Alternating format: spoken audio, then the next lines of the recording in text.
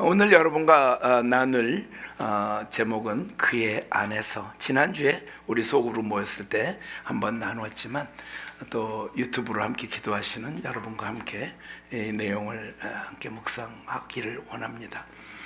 여러분의 관심을 21세기가 아니라 1세기로 여러분의 관심을 쭉 돌리시면 좋을 것 같아요. 로마 제국이 힘을 발휘했던 AD 1세기에 살았던 사도 바울이 AD 1세기에 에베소에 세워진 교회에 대해서 말씀하신 오늘 에베소 2장을 저희가 함께 볼 예정입니다. 말씀 보시죠. 11절부터 22절까지 꽤 길지만 우리가 집중해서 한 절씩 제가 먼저 읽고 여러분이 그 다음 절을 읽는 것으로 교독하겠습니다. 그러므로 생각하라. 너희는 그때의 육체로는 이방인이요 손으로 육체 행한 할례를 받은 무리라 칭하는 자들로부터 할례를 받지 않은 무리라 칭함을 받는 자들이라. 그때 너희는 그리스도 밖에 있었고 이스라엘 나라 밖에 사람이라. 약속의 언약들에 대하여는 외인이요 세상에서 소망이 없고 하나님도 없는 자이더니 이제는 전에 멀리 있던 너희가 그리스도 예수 안에서 그리스도의 피로 가까워졌느니라. 그는 우리의 화평이신지라. 둘로 하나를 만드사 원수된 것 곧 중간에 막힌 담을 자기 육체로 허시고 법조문으로 된 계명의 율법을 폐하셨으니 이는 그 이 둘로 자기 안에서 한 새 사람을 지어 화평하게 하시고 또 십자가로 이 둘을 한 몸으로 하나님과 화목하게 하려 하심이라. 원수된 것을 십자가로 소멸하시고 또 오셔서 먼 데 있는 너희에게 평안을 전하시고 가까운 데 있는 자들에게 평안을 전하셨으니 이는 그로 말미암아 우리 둘이 한 성령 안에서 아버지께 나아감을 얻게 하려 하심이라. 그러므로 이제부터 너희는 외인도 아니요 나그네도 아니요 오직 성도들과 동일한 시민이요 하나님의 권속이라. 너희는 사도들과 선지자들의 터 위에 세우심을 입은 자라. 그리스도 예수께서 친히 모퉁이돌이 되셨느니라. 그의 안에서 건물마다 서로 연결하여 주 안에서 성전이 되어가고 너희도 성령 안에서 하나님이 거하실 처소가 되기 위하여 그리스도 예수 안에서 함께 지어져 가느니라. 아멘. 저희가 읽은 11절 말씀보다 1절 말씀부터 읽으면 더 좋지만 본문이 워낙에 길어서 11절 말씀부터 저희가 상고를 했습니다. 몇 년 전에 에베소서를 선교회에서 묵상하다가 2장 22절에 지금 여러분이 화면에서 보시는 너희도 성령 안에서 하나님이 거하실 처소가 되기 위하여 그리스도 예수 안에서 함께 지어져 가느니라. 이 말씀이 굉장히 부담으로 다가오기 시작했어요. 그냥 내 삶에 하나님이 좀 도와주시는 정도 아닌가? 내가 그분이 거하실 처소로 되어간다고? 그 부분이 굉장히 두려움으로 저에게 다가오면서 하나님이 거하실 처소가 된다는 것이 무엇일까?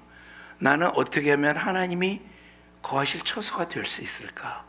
하는 생각을 하면서 에베소서를 여러 번 묵상했습니다. 오늘 본문을 주의 깊게 읽으신 분들은 12절에 보면 너희는 그때 그리스도 밖에 있었다. 그리고 이제는 그리스도 안에 있다. 이렇게 사도 바울이 에베소 교인들에게 얘기합니다. 배경은 제가 좀 이따 설명해 드리겠고요.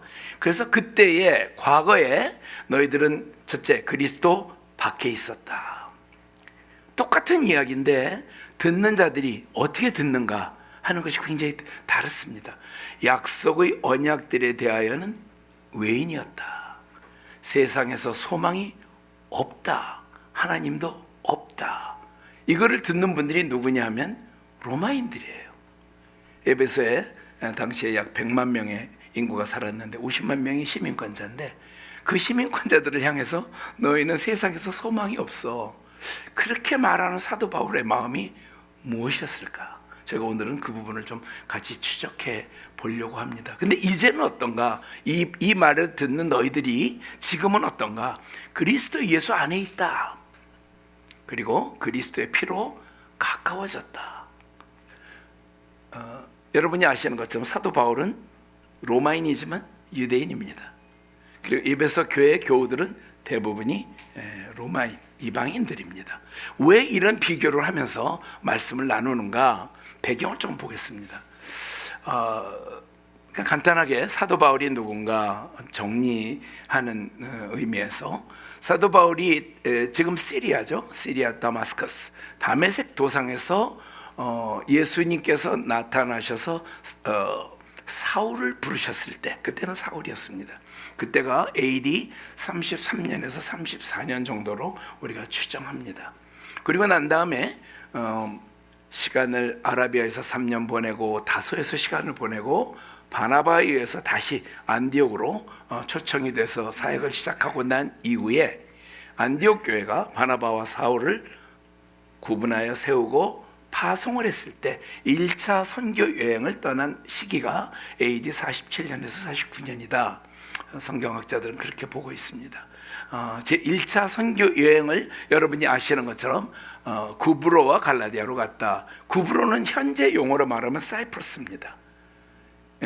이 땅에 이 지구상에 있는 땅들입니다. 천상의 세계에 있는 땅이 아니고 사이프러스. 지금 터키에서 남쪽으로 이렇게 오른쪽에 뾰족하게 이렇게 솟아나온 조그만 섬입니다. 그리고 바울을 데려간 바나바는 구브로가 자기의 고향입니다.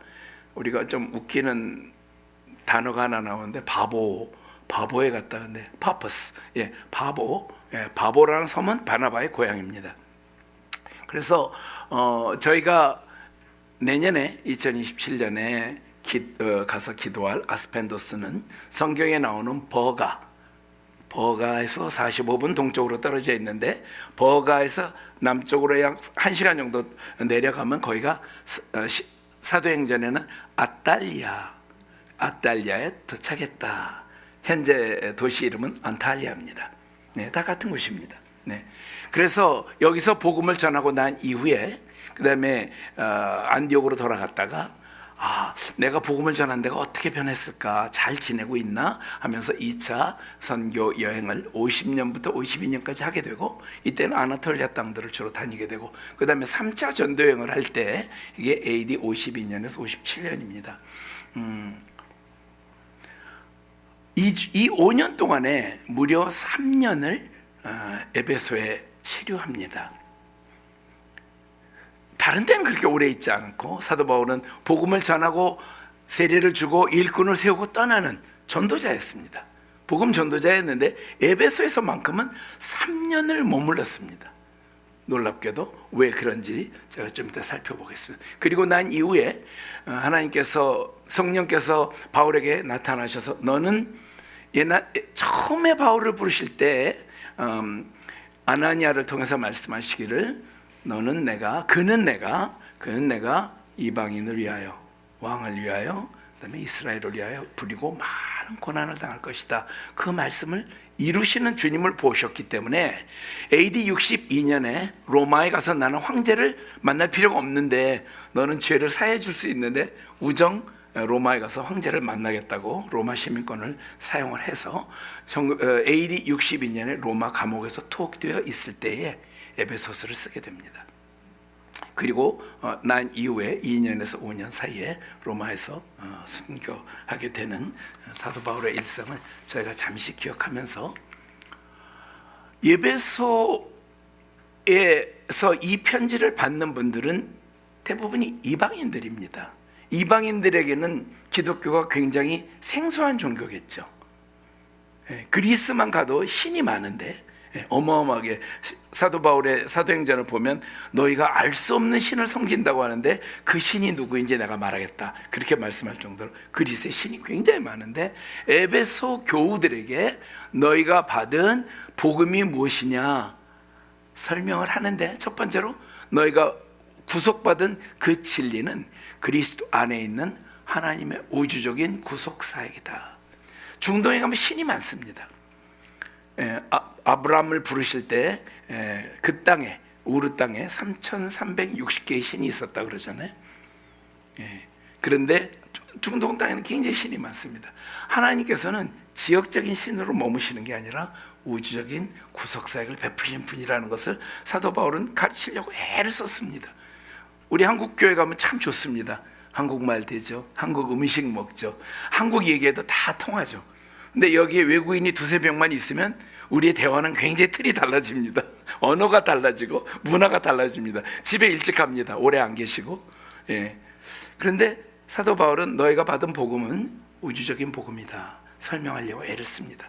그 다음에 여러 이방인들, 유대인들의 교회가 있지만, 다양한 민족이 있지만 우리는 하나의 교회로 부르심을 받았다.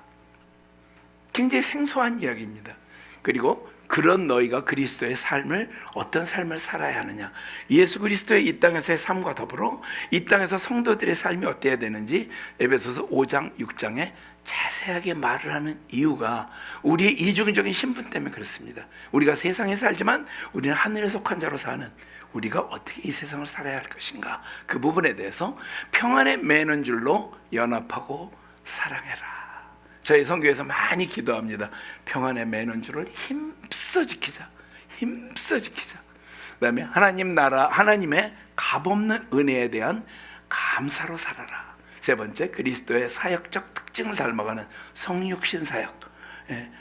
낮은 데로 내려가고 섬김을 받으려 하지 말고 섬기려 하는 그런 예수 그리스도의 사역을 너희가 본받는 것이 하나님의 사람이다.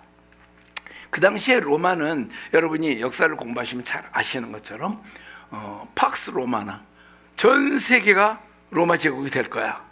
그래가지고 얼마 동안 전쟁을 했느냐 하면 무려 역사를 보니까 200년을 전쟁을 했어요. 200년 동안 쳐들어가서 뺏고 쳐들어가서 뺏고. 그게 어떻게 가능했을까요? 쳐들어가서 뺏은 땅을 군인들에게 줬어요. 그 재물을 군인들에게 줬어요. 군인들은 로마에 있으면 배고픈데 전쟁에 나가서 이기면 괜찮아요. 그러니까 땅이 넓어지고 사람이 많아지고 로마 시민이 되고 싶었던 거죠. 그래서 로마는 커졌습니다. 그 중에 6개, 제가 지도를 여기 좀 빠뜨렸는데 6개의 중심 도시들이 있는데, 하나는 이탈리아 반도에 있는 로마, 두 번째 아프리카로 내려오면 알렉산드리아, 지금 이집트죠.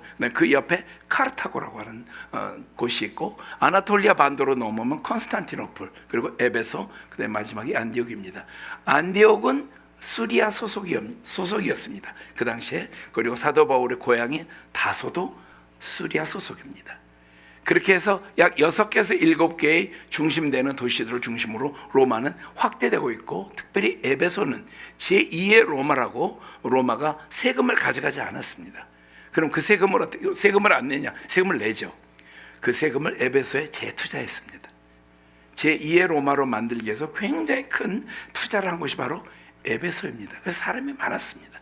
그래서 여기는 아나톨리아 반도의 정치, 경제, 종교적 중심지였고, 아까 말씀드린 대로 로마 시민 50만 명, 그들을 돕는 노예 50만 명. 저도 그렇게 있으면 좋을 것 같아요. 제 부부가 사는데 2명이 우리를 도와주면 너무 좋을 것 같아요. 그 당시에 로마 사람들 저렇게 부유하게 살았습니다. 사도 바울이 관심을 가졌던 에베소는 그냥 조그만 도시가 아닙니다. 로마에서 영향력을 가지고 수많은 사람들과 문화와 정치와 경제가 연결되는 그 도시에 하나님께서 주인이시라는 것을 선포하는 성령의 역사를 만들어야 되겠다. 근데 5만 명이 있는 도시에 복음을 전하는 거하고 100만 명이 있는 도시에 복음을 전하는 거하고 많이 차이가 있겠죠. 특별히 로마 제국 사회는. 여러분이 아시는 땅이 나왔습니다. 터키. 저거를 구글에서 번역하면 칠면조라고 번역을 합니다. 그래서 구글을 보시다가 가끔 괴상한 한국 단어가 튀어나오실 수 있는데, 그래서 지금은 저거를 튀르키예라는 말은 강하다, 싸움을 잘한다. 투르크, 그 말이 강하다, 그 뜻입니다. 이름은 좀 바뀌었습니다. 왼쪽에 보시면 십자가가 7개가 있는데, 그게 요한계시록에 나오는 7교회의 위치입니다. 대부분 다 가보셨을 거라고 생각을 하고, 위에서부터 버가모, 두아디라, 서머나, 사데, 에베소, 빌라델피아, 라오디게아. 계시록을 보시면 이제 이 교회들에 대해서 성령께서 하시는 말씀이 나옵니다. 여러분이 잘 보이시는지 모르겠는데, 라오디게아에서 아래로 쭉 내려오시면 그 오른쪽에 안탈리아가 있습니다. 거기서 내년에 저희가 지중해죠.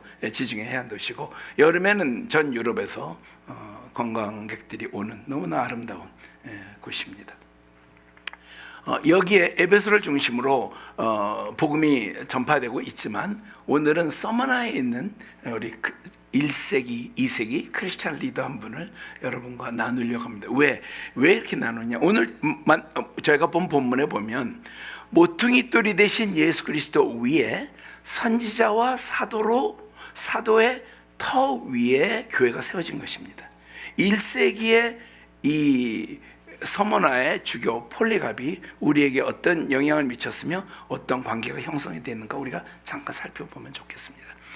이분은 사도 요한의 직계 제자입니다. 사도 요한이 반모섬에 잡혀 있었고 반모섬에서 돌아가셨지만, 나중에 또 아나돌리아 서부 지역에 와서 주교로 그 모든 지역을 통치하신 분이기 때문에 사도 요한의 직계 제자이고 2세기 교회를 이끈 초대교회 지도자 중에 한 분입니다. 이분이 여러분 저 그림을 잘 보시면 저 가운데 있는 예수 그리스도의 십자가 형상 위에 천정으로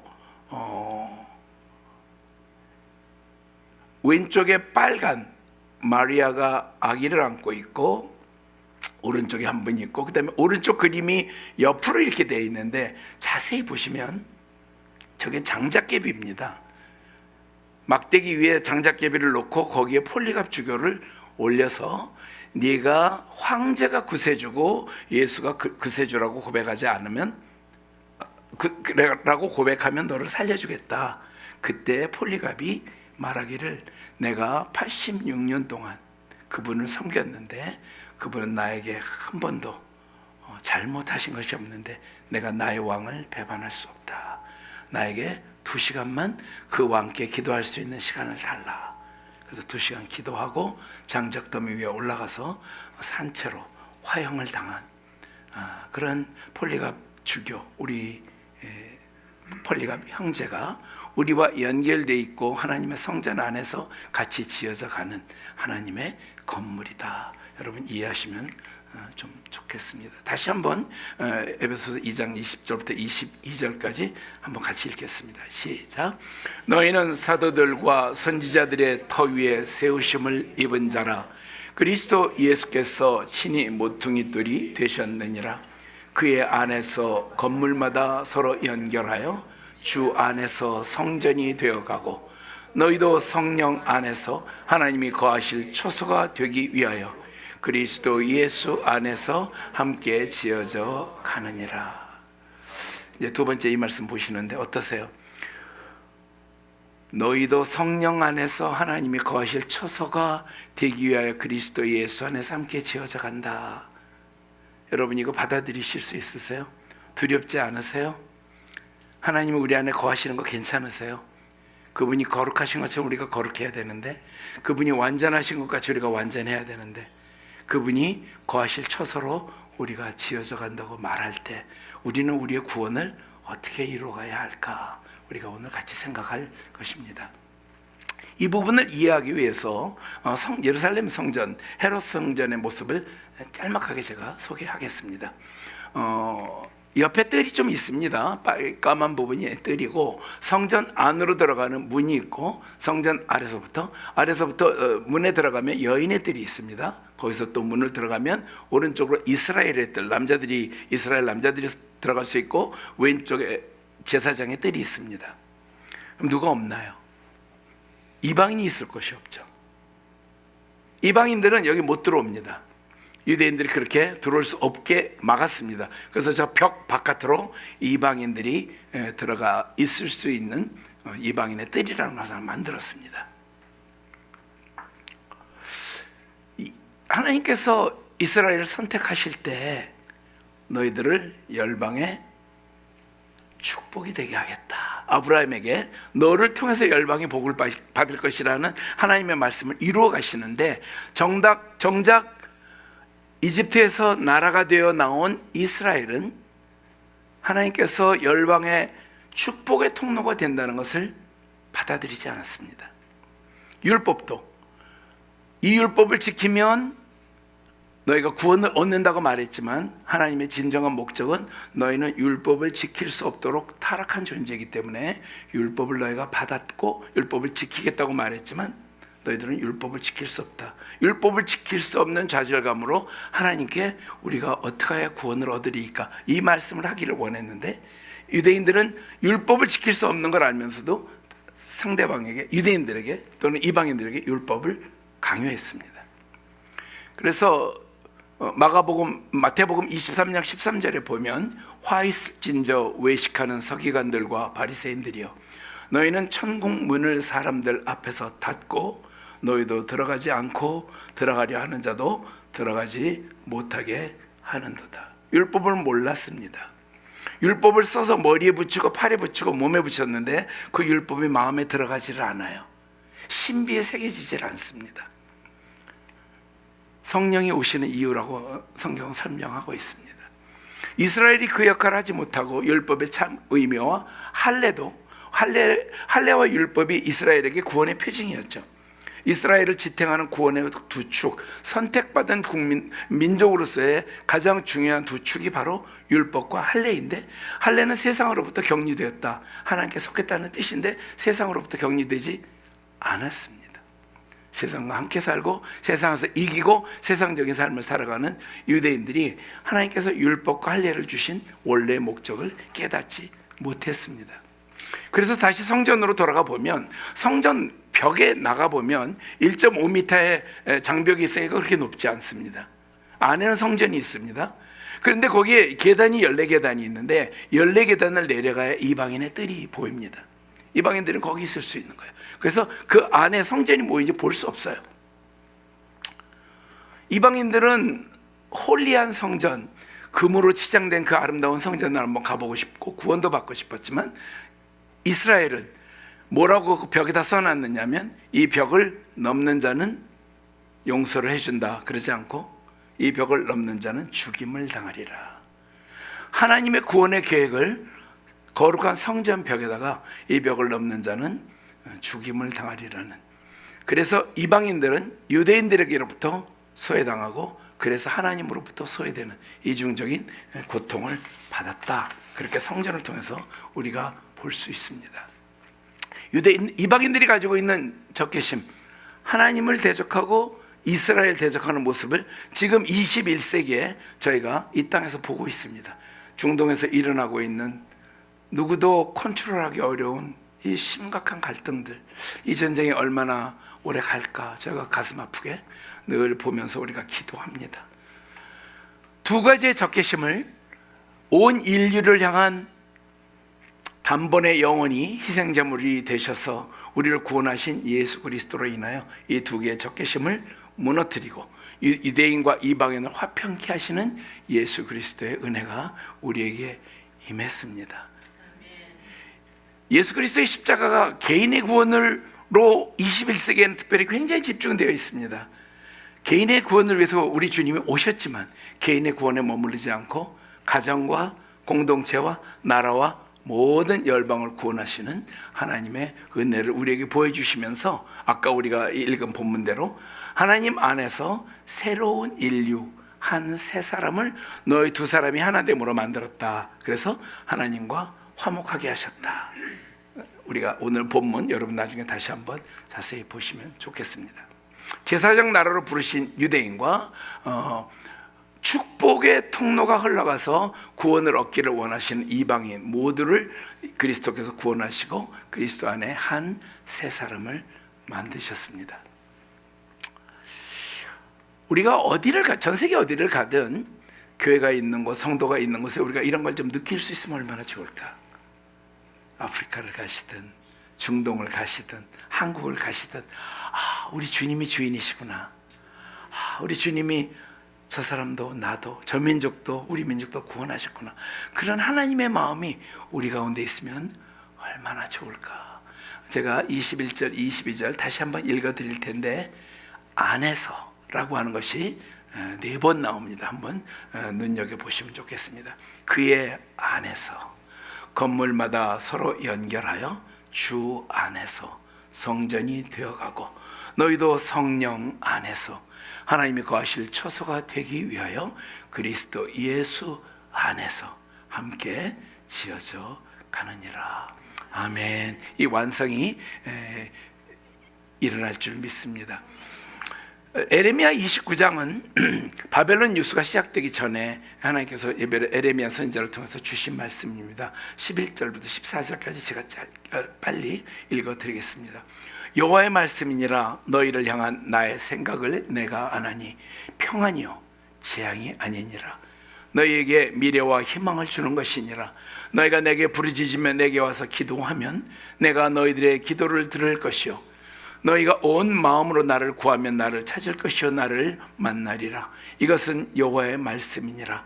나는 너희들을 만날 것이며 너희를 포로된 중에서 다시 돌아오게 하되 내가 쫓아 보내었던 나라들과 모든 곳에서 모아 사로잡혀 떠났던 그곳으로 돌아오게 하리라. 이것은 여호와의 말씀이니라. 예루살렘이 함락되고 예루살렘의 귀족들과 고관들과 왕족들이 다 바벨론으로 잡혀갔지만 하나님께서 흩어진 그 땅 바사 제국 안에 120개가 넘는 유대인 공동체가 있었다고 그러죠. 그래서 그들을 부르셨는데 예루살렘으로 미리 예언의 말씀으로 주신 것입니다. 11절 우리가 넘어가기 전에 11절 다시 한번 주목해서 보시면 이것은 너희가 바벨론에 잡혀갈 거야. 그 땅 가서 적응해서 살아. 그렇게 메시지를 주실 때입니다. 예루살렘으로 돌아오는 걸 기대하고 아무것도 하지 마. 그게 아니라 그 땅에 너희들은 70년 있어야 되니까 그 땅에 적응하고 살고 아이 낳고 거기서 뿌리를 내려라. 그런 이상스러운 말씀을 하신 여호와 하나님께서 징벌하시는 것 같은데 여호와의 마음이 11절에 보니까 내가 아나니 나의 생각을 내가 아나니 평안이요 재앙이 아니니라. 너희에게 미래와 희망을 주는 것이니라. 그리고 기도하면 듣는다고 하셨습니다. 여러분 구약 아시죠? 이스라엘 유대인들은 어디를 향해서 기도했나요? 성소 예루살렘을 향해서. 네. 지금 무슬림들이 메카를 향해서 그러면 나침반도 있어요. 호텔에 가시면 표시가 있습니다. 저기가 메카야. 그런 표시가 있어요. 그러면 이제 카펫을 놓고 그쪽을 향해서 기도합니다. 그런데 이게 무슨 말씀이에요? 예루살렘에서 쫓겨났는데 12절에 보니까 너희가 내게 부르짖으면 내게 와서 기도하면 내가 너희들의 기도를 들을 것이요. 올 수도 없는데 성전에 와서 기도할 수도 없는데 이게 도대체 무슨 말씀입니까? 하나님의 영광이 예루살렘에서 성전에서 떠나신 걸 보여주셨죠. 에스겔 선지자를 통해서. 그리고 나중에 에스겔 선지자를 통해서 다시 하나님의 영광이 성전에 회복되는 것을 보여주셨습니다.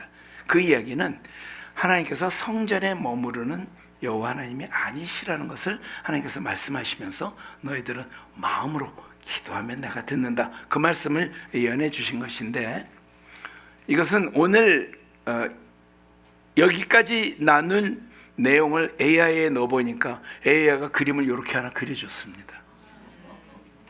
그래서 이게 얼마나 성경적인지 이따 카톡방에 올려드릴 테니까 여러분이 한번 점검을 해주시기를 바랍니다. 굉장히 잘 만들었더라고요, AI가. 그래서 하나님께서 우리를 회복하십니다. 여러분 혹시 내가 회복되어야 될 어느 부분이 있다고 느끼신 적이 있으시죠? 그리고 여러분이 사랑하는 사람을 들여다보니까 저 사람 좀 회복이 돼야 되겠는데, 여러분의 자녀들을 보니까 저 사람 좀 회복이 필요해. 여러분의 공동체를 보니까 회복이 좀 돼야 되겠어. 우리가 교회에서 느끼는 것, 또 만나면 느끼는 것들이죠. 회복되어야 한다. 하나님 나라의 백성이 된 우리가 예수 그리스도를 시작으로 하나님께서 구원하신 신인류의 생명의 계보에 들어가게 된다. 이것이 한 세 사람입니다. 예수 그리스도가 첫 열매가 되셔서 우리를 하나님의 생명의 나라로 초청하십니다. 아담이 죄를 범해서 그 아담의 계보는 죽음의 계보가 되었지만 죽음을 이기신 예수 그리스도를 통해서 하나님 앞에 구원받은 모든 성도들은 이 한 세 사람, 예수 그리스도로 시작한 생명의 신인류가 된다. 제가 말한 게 아니고 존 스타트가 얘기한 개념이라 저를 이단이라고 말씀하지 말고 신인류, 예수 그리스도로 시작된 생명의 신인류가 우리에게 시작이 되었다는 그 뉴스를 여러분 기억하시면 좋겠습니다. 회복의 대상은 이스라엘, 열방, 그리고 창조된 모든 세계입니다. 사도 바울이 성령에 충만해서 피조물도 구원의 날을 기다린다. 밖에 나가면 밟혀 죽는 바퀴벌레도, 달팽이도, 개도, 고양이도 우리는 언제나 구원받는 세상이 올까? 우리 하나님의 영광스러운 나라에 살 수 있을까? 피조세계도 기다린다고 하는 거죠. 전 세계의 종교 분포를 지금 여러분께 말씀드리기는 좀 어렵겠습니다. 그러나 무종교도 굉장히 많고요. 하나님을 그리스도로, 예수님을 그리스도로 고백하지 않는 수많은 사람들이 전 세계 지금 82억의 인구인데 그 중에서 기독교인들을 크게 잡아서 약 23억 정도 봅니다. 그러니까 약 60억 정도가 구원 밖에 있고, 오늘 이제 우리가 들은 설명대로 하면 그리스도 밖에 있고, 그리스도 안에 있다고 기독교로 분류된 많은 분들 가운데에도 이단까지 다 포함해서 다 포함이 되어 있기 때문에 구원받는 사람들의 숫자가 굉장히 작구나 우리가 이해할 수 있습니다. 회복 시리즈를 여러분과 시작하면서 에덴 동산에 있었던 4개의 강이 가진 의미를 저희가 한번 나눴습니다. 하나님께서 아담과 하와에게 복을 주셔서 생육하고 번성하고 그 다음에 땅에 충만하라. 이것이 하나님 나라의 법칙입니다. 여호와 하나님 계신 곳에서는 생육하고 번성하고 땅에 충만하고 마지막에 또 뭐가 있습니까? 땅을 다스립니다. 그죠? 땅을 다스립니다. 그래서 거기에 4개의 강이 있는데 기온강은 돌파라는 뜻으로, 티그리스강은 빠른 속도, 유프라테스 강은 열매 맺음, 비손강은 증가라는 그러한 뜻을 가진 강의 이름이 지어진 것이 우연이 아니다. 그래서 에덴 동산의 이야기를 저희가 잠깐 살펴보았습니다. 아까 말씀드린 바벨론 유수와 성전의 회복, 그리고 이어지는 신앙의 유산에 대해서 제가 마지막으로 한 번 더 다시 점검하고 싶습니다. 바벨론 유수는 BC 605년부터 약 3차례에 걸쳐서 시작이 되었고, 바사 왕인 고레스 칙령에 의해서 BC 539년부터 지금 고토, 소위 예루살렘으로 돌아오게 됩니다. 그리고 성전이 회복되어 성전을 재건하는 느헤미야와 에스라의 역사를 우리가 공부하고 있습니다. 그런데 하나님께서는 성전을 회복하셨지만 하나님은 어디 계신다고요? 하나님은 꼭 성전 안에 계시지는 않는다. 성전이 내 발등상이라도 감당하겠느냐? 다윗이 성전을 짓는다고 말씀하셨을 때 그렇게 말씀하셨어요. 그러니까 하나님은 성전에 계신 하나님은 아니십니다. 온 우주가 하나님의 것인데, 하나님께서 우리에게 성전을 통해서 말씀하시는 것은 우리가 그분이 거하실 성전으로 지어져 간다는 것을 저희가 오늘 함께 기억하면 좋겠습니다. 성전이 없는 바벨론 땅에 그들이 매주 모여서 예배하고 그 다음에 성경을 읽는 부흥이 일어났는데 그것을 회당이라고 불렀습니다. 지금은 시나고그죠. 그것이 현재 전 세계에 약 16,000개 정도, 이스라엘에 6,000개, 그리고 해외에 10,000개 정도가 있습니다. 그리고 특별히 미국에 있는 시나고그는 적지 않은 숫자가 메시아의 교회로 사용되고 있습니다. 하나님께서 이 성전의 개념을 우리에게 율법 할례처럼 성전의 개념을, 너희가 하나님의 성전인 것을 알지 못하느냐, 너희가 성전으로 지어져 가는 것을 알지 못하느냐, 우리에게 말씀하십니다.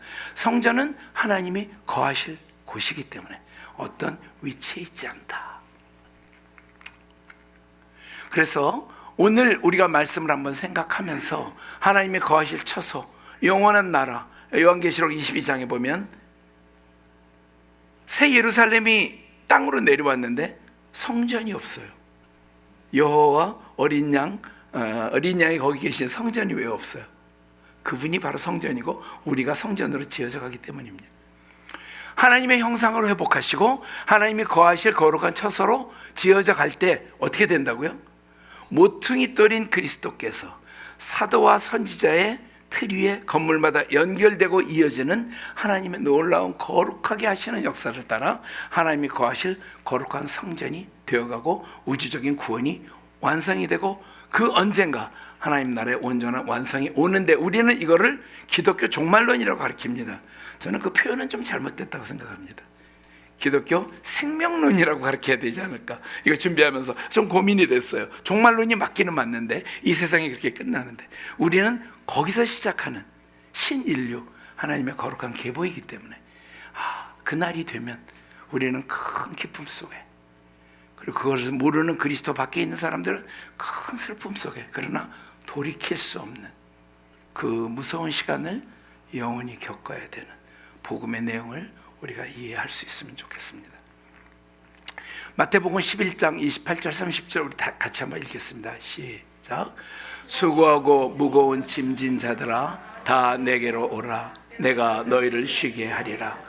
나는 마음이 온유하고 겸손하니 나의 멍에를 메고 내게 배우라. 그리하면 너희 마음이 쉼을 얻으리니 이는 내 멍에는 쉽고 내 짐은 가벼움이라 하시니라. 혹시 우리가 지금 멍에가 무겁고 또 우리 짐이 무겁다고 생각하면 우리가 이 말씀을 좀 여러 번 읽으면 좋겠습니다. 성령께서 우리 안에 그리스도께서 주신 멍에가 얼마나 쉬우며 그리스도께서 주신 그 짐이 얼마나 가벼운가, 우리가 우리의 무거운 어깨를 털어내고 하나님의 은혜 가운데 거하면 좋겠습니다. 다시 한번 제가 말씀 읽어드립니다. 에베소서 2장 20절에서 22절입니다. 너희는 사도들과 선지자들의 터 위에 세우심을 입은 자라. 그리스도 예수께서 친히 모퉁이돌이 되셨느니라. 그의 안에서 건물마다 서로 연결하여 주 안에서 성전이 되어가고 너희도 성령 안에서 하나님이 거하실 처소가 되기 위하여 그리스도 예수 안에서 함께 지어져 가느니라. 2027년 안탈리아에서 우리가 모이는 Blessings to Nations, 여러 번 말씀드린 대로 여러분의 나타나심이 하나님의 영광입니다. 하나님께서 여러분을 사용하셔서 그 땅에 복음의 빛을 비추시고 생명의 계보가 여러 민족과 백성과 나라와 방언에서 시작될 수 있도록 우리들을 사용하실 것입니다. 그 땅에 있는 수많은 성도들을 사용하실 것을 제가 믿습니다.